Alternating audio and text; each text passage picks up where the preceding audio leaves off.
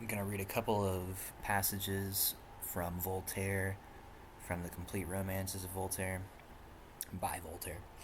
He was a French Enlightenment thinker, and this is in reference to Moses, just adding on to the things that I've spoken about already. Quote, "There have been men of extensive knowledge who have carried their skepticism so far as to question the existence of such a person as Moses, whose whole life, which is a series of prodigies from his cradle to his grave, appeared to them an imitation of the ancient Arabian fables, and particularly that of the ancient Bacchus. They do not know at what period to fix Moses. Even the name of Pharaoh, king of Egypt, is unknown. No monument, no vestige, no remains in the country in which he is said to have traveled. It seems impossible that Moses should have governed 2 or 3 millions of men for 40 years in uninhabitable deserts, where we can scarce meet at present with 2 or 3 wandering tribes, who do not number altogether more than between 3 and 4 thousand men. For our own part, we are far from adopting this bold opinion, which would sap the very foundations of ancient history of the Jewish people. Neither shall we adhere to the opinion of Ibn Ezra, of Maimonides, Nugans, or the author of the Jewish ceremonies, though the learned Leclerc, Middleton, the eminent men known as the theologians of Holland, and even the great Newton have added weight to the doctrine. These illustrious scholars imagine that neither Moses nor Joshua could have written the books that are attributed to them. They say that their histories and laws would have been engraven on stone, had they in fact ever existed, that this art requires great labor and perseverance, and that it is not possible to engrave histories in deserts. They found their opinion upon various assertions and contradictions. In opposition to these learned men, we embrace the common opinion, which is that of the synagogue and the church, whose infallibility we acknowledge." If you're not familiar with Voltaire, he's sarcastic. Note, or rather, not that we dare accuse the Leclercs, the Middletons, or the Newtons of impiety. God forbid. We are convinced that if the books of Moses and Joshua do not appear to them as if coming from the hands of those heroes of Israel, they are still of the opinion that these books were inspired. Alright, so skip ahead a little bit. This is going to be the next section. It's of Bacchus. So I'm going to read this portion and then a little bit more of this next page down here, which will tie it back into Moses. So, accepting those fables which are clearly allegorical, such as those of the Muses, of Venus, the Graces, Zephyrus, Love and Flora, with a few others of the same species, all the rest are a collection of idle stories, which have no other merit than that of having furnished Ovid and Quinault with materials for some beautiful verses, and of having exercised the pencils of our best painters. But there is one, however, which seems to deserve the attention of those who delight in the researches of antiquity, and this is the fable of Bacchus.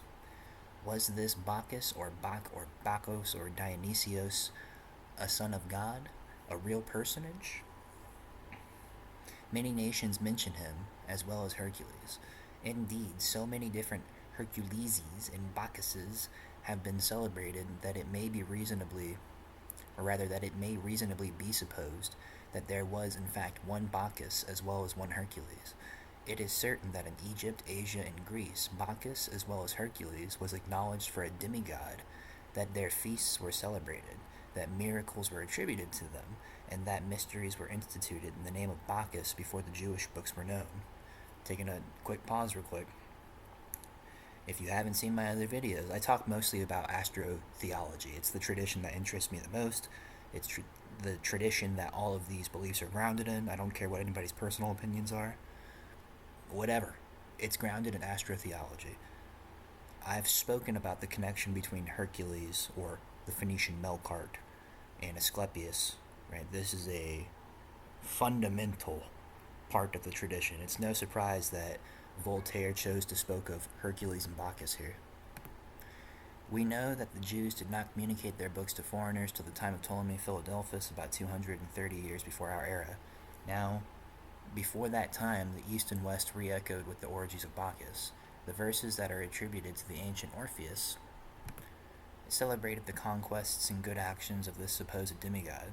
His history is so ancient that the fathers of the church suppose Bacchus to have been Noah, because Bacchus and Noah are both reputed to have cultivated the vine. Yeah, that's no surprise there. There's a bunch of different characters that all tie back into Noah, just as there are like several hundreds of myths found from different cultures throughout the world that all tell damn near identical flood myths. Not necessarily because of a truth, in my personal opinion. Not that I would know. More, more logically, more likely because of an underlying network of secret societies. Right. That's like part of the thing that I talk about. So it's the control of information and social engineering. Herodotus, in relating the ancient opinions, says that Bacchus was Egyptian, brought up in Arabia Felix. The Orphic verses the Orphic verses say that he was saved from the waters in a small box, which was called Misim. In remembrance of this adventure, that he was instructed in the secrets of the gods, that he had a wand, which he changed into a serpent at will, that he passed through the Red Sea dry shod, as Hercules subsequently did in his goblet, through the straits of Abila and Calpe, and that when he went into India, he and his army enjoyed the light of the sun during the night. Moreover, it is said that he touched with his magic wand the waters of the rivers Orontes and Hydaspes, and that these waters then separated and left him in a free passage. It is even said that he arrested the course of the sun and moon. He wrote his laws upon 2 tablets of stone, and was anciently represented with horns or rays issuing from his head. After this, it is not surprising that several learned men, and particularly Bocart and Hewitt in modern times, should suppose that Bacchus was a copy of Moses and Joshua. Indeed, everything concurs to favor the resemblance, for Bacchus was, amongst the Egyptians, called Asarf, and amongst the names which the fathers have given to Moses, we find that of Osasirf, rather. Between these two histories, which appear similar in so many respects, it is not to be doubted that the history of Moses is the real one, and that of Bacchus only the fable. But it appears that this fable was known to several nations long before the history of Moses had reached them. No Greek author before Longinus, who lived under the Emperor Aurelian, had quoted Moses, but all had previously celebrated Bacchus. It appears impossible that the Greeks could have taken their ideas of Bacchus from the book of the Jewish laws, which they did not understand, and of which they had not the least knowledge. A book, moreover, so scarce, even amongst the Jews, that in the reign of King Josias but one copy could be found. A book that was almost entirely lost during the slavery of the Jews who were transported into Chaldea and other parts of Asia. A book that was afterwards restored by Esdras in the flourishing times of Athens and the other Grecian republics, times when the mysteries of Bacchus were already instituted. God then allowed that the spirit of untruth should reveal the absurdities of the life of Bacchus to 100 nations, before the spirit of truth divulged the life of Moses to any other people than the Jews. The learned bishop of Avranches, struck with this surprising resemblance, did not hesitate to contend that Moses was not only Bacchus, but the thought, or Tot, or Toth, the Osiris of the Egyptians. He even adds, to remove any contradiction, actually, how he says here, but the Tot, this Osiris of the Egyptians, maybe this is, I would logically say Toth, but maybe this is two different things, I don't know. So he even adds, to remove any contradiction, that Moses was also their Typhon, that is to say that he was at the same time the good and the bad, the protector of the enemy, rather, the protector and the enemy, the god and the devil of the Egyptians. Right? It's the two natures. That's what it actually means. Moses, according to this learned man, is the same as Zoroaster. He is Asclepius, Amphion, Apollo, Faunus, Janus, Perseus, Romulus, Vertumnus, and finally Adonis and Priapus. The proof that he was Adonis is that Virgil says, Et formosos ovis ad flumina pavit Adonis, and the beautiful Adonis was a keeper of sheep. Now Moses watched the sheep towards Arabia. The proof of his being Priapus is still better. Priapus was sometimes represented with an ass, and the Jews were supposed to adore an ass. Hewitt adds, to complete the confirmation that the rod of Moses might very well be compared to the scepter of Priapus, Sceptrum Priapo, Tributir Virgamosi. Like I said, I speak mostly on astrotheology, so they just talked about Moses and the ass. Briefly, I mean, it was just a very brief reference, but Voltaire said something along the lines of the Jews worshipping an ass, which, if you're not familiar, the idea, I believe it was Herodotus, but don't quote me on that, double check it. I believe it was Herodotus whom had stated that there was like a golden statue of an ass, like a donkey or a mule, within the Holy of Holies, so like the innermost sanctum or chamber of the Temple of Solomon. Now, again, like I've stated, astrotheology is my thing, so I've talked about Antares, Moses, and this whole thing quite a bit, but here it comes back to Antares. Alright, so here you have T.K. Shane, or Cheyenne, or however it's pronounced. As you can see right here, ultimately there's this conversation having to do with 2 Kings 17, meanings of the books of Kings, and they're trying to figure out what these two names mean, and nobody's really been able to determine.